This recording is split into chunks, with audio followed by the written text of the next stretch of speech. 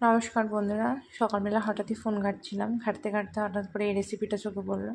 তো যেমন ভাবনা তেমন কাজ, সরাসরি চলে এলাম রান্নাঘরে। দেখলাম বানানোর উপকরণগুলি সব ঠিকঠাক আছে কিনা। তো দেখলাম মোটামুটি ঘরে সব কিছুই আছে। তো আর দেরি কেন, তাহলে পরে চলো শুরু করে দিই। তারপর দেখো আমি একটুখানি জল নিয়েছি, 1 কাপ মতন, 1 বাটি মতন জল, তার মধ্যে 1.5 বাটি মতন চিনি দিয়ে চিনির শিরাটা তৈরি করতে দিলাম। আর এক সাইডে হচ্ছে আমি 1.5 বাটি মতন ময়দা নিয়ে তার মধ্যে কিছুটা পরিমাণ ঘি দিয়ে ময়ামটা সুন্দর করে দিতে হবে। আর ময়ামটা এমনভাবে দিতে হবে যেন তোমার হাতের মুঠের মধ্যে মুঠো হয়ে যায় ময়দাগুলো। তো দেখতে পাচ্ছ আমি ঠিক তেমনভাবেই করে নিয়েছি। আর স্বাদ মতো লবণ দিয়ে সুন্দর করে একটা ডো ভালো করে মেখে নিতে হবে।